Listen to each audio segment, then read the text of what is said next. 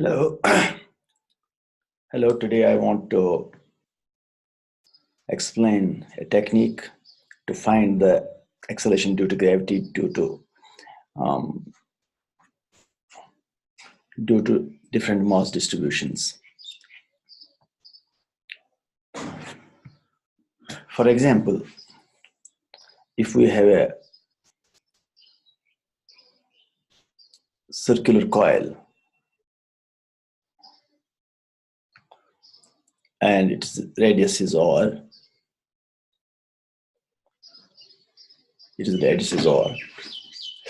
we want to find the acceleration due to gravity here at this point. Due to this, let me suppose the mass density is lambda, that's mass per unit length, and we want to find the acceleration due to gravity here at this point. First of all, we will divide this angle into two parts. This is theta, and obviously this is also theta, this angle.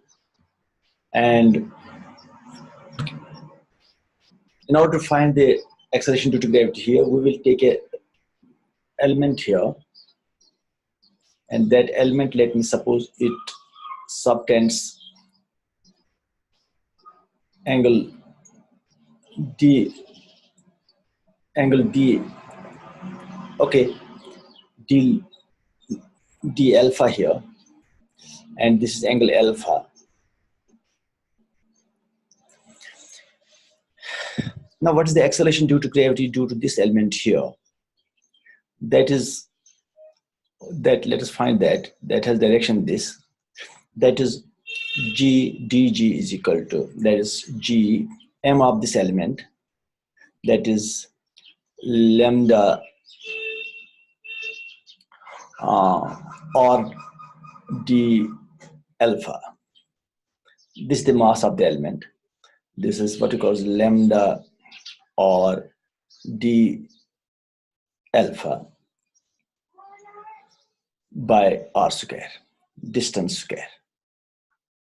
This gets cancelled, and we get dg, small acceleration due to this element here, is g lambda d lambda by r. Now, this g lambda has a component in this direction. It has a component also in this direction. The other elements here, they will also have two components, up and to the left. Left and right components will cancel out. It is only the vertical components that will add up. So the net acceleration due to gravity is vertically upwards in this direction. So these components and left and right components will cancel, and the acceleration due to gravity will be vertically upwards. So the components that contribute to the acceleration due to gravity is dg cos of alpha. So in order to find the total acceleration due to gravity, we have to integrate this this vertical component. From where to where? From 0 to theta, because this is total angle is theta here, total angle is theta. So we will integrate alpha from 0 to theta, but 2 times, of course, on the left and right, that's 2 times. So it is 2 times it is 2 times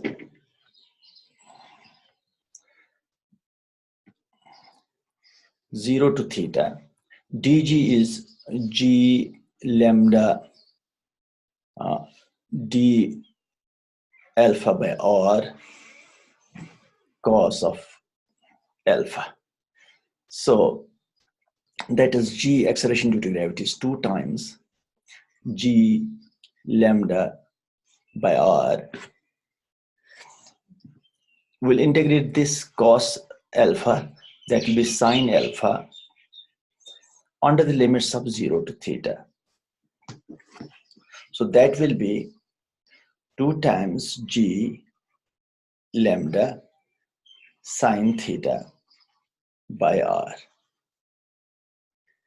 This is the answer for any arc of material to have created the acceleration due to gravity at the center. Here, There's one more point. So here G is equal to 2 times G lambda sine theta by R. Now what we have learned here is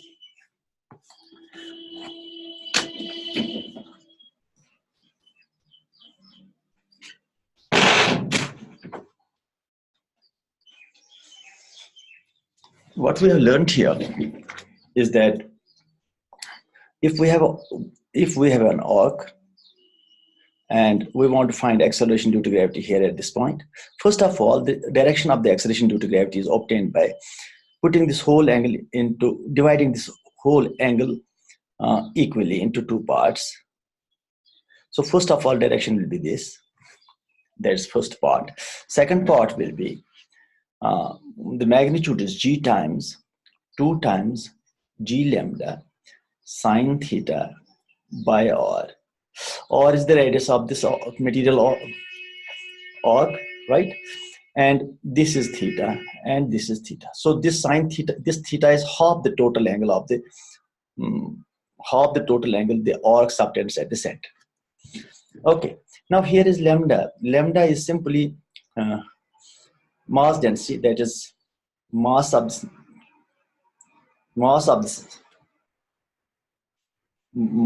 this semicircular arc, I mean the part of the arc, by L, length of the arc. So this is the formula that we obtain. But now the most interesting and new thing about this is that I have developed is how to use this technique to find the magnetic field of the gravitational field of rods of any length, of short length, of longer length, of finite length, of even of infinite length. How to do that? By using this technique. Look at this. Suppose I have this rod of length L, and I want to find the magnetic field here at this point. So what I do is that in order to find first of all, I have to find this distance. Okay, there's D, let me suppose. So in order to solve this question, I have to take an element here and find the acceleration due to gravity, this element. And then I have to integrate that acceleration due to gravity from here to here. That is laborious mathematics. Laborious mathematics. I have done this, but it took me a lot of time. So that's why I try to develop a new technique. See here, what should I do now? Suppose there's a rod of length L.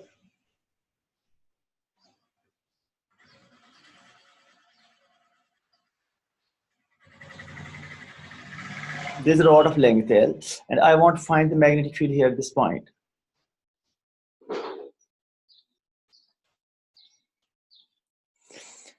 First of all, the magnetic field direction, the gravitational field direction will be, this whole angle should be divided into 2 parts. The acceleration due to gravity has this direction, first of all. Now the question is, what's the magnitude of this acceleration due to gravity? From here, I will draw a line perpendicular and then draw a circular arc. The acceleration due to gravity at this point due to this rod will be the same as the acceleration due to gravity created by this part of the arc. That is all. This is a remarkable example of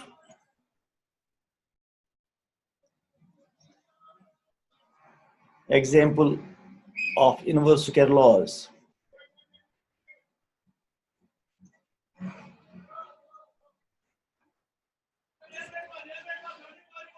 Now there's a question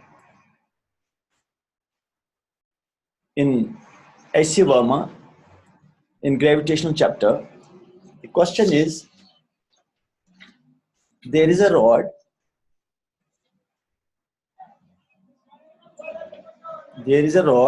and we want to find the acceleration, this acceleration due to gravity at this point. And the question is, here half the rod is L by 2, here it is L by 2, and this how much is the acceleration due to gravity this rod creates at this point? So what I should do is I will connect these two this point to the ends of the rods. So the acceleration due to gravity will be along the bisector of this whole angle. The acceleration due to gravity will be this. It is theta and theta. Now what we should do, it is again we have to go for the integration, which is a long process. So why not do one thing? I will do it like this. I will draw a circle around this point with this d as the radius. So this is the circle, and this part of the circle produces the magnetic field. But this part of the circle produces the gravitational field. Now, what the gravitational field produced by this part of the circle, that is the same as G equal to 2G lambda by R sine theta, the same as produced by the part of the arc, material arc. So G equal to 2 times G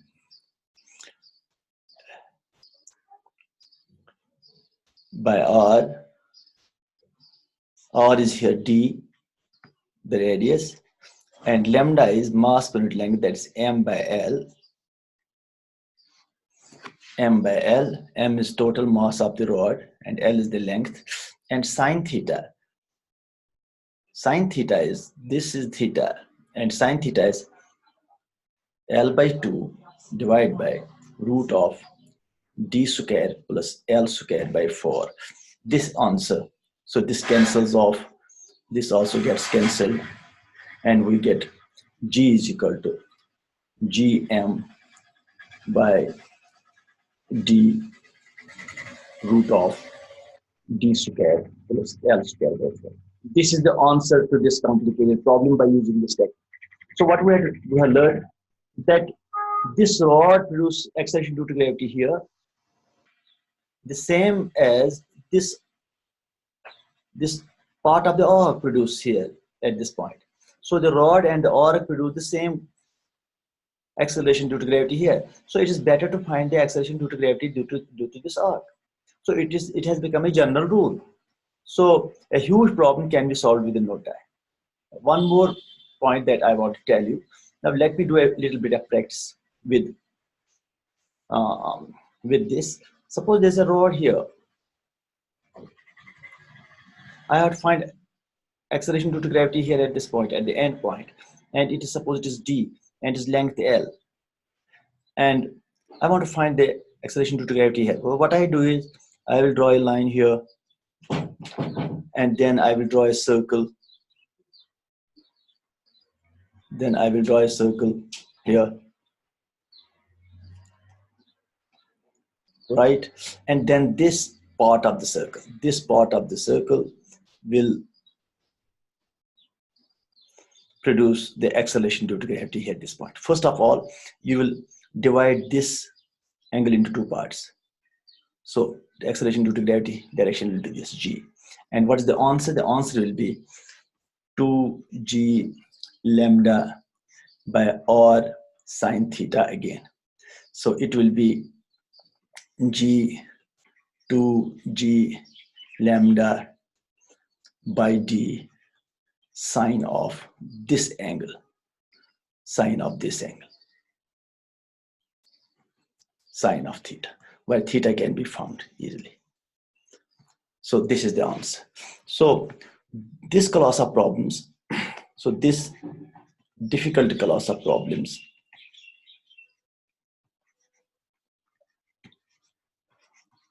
problems can be solved easily by using the new technique. One more question for more practice.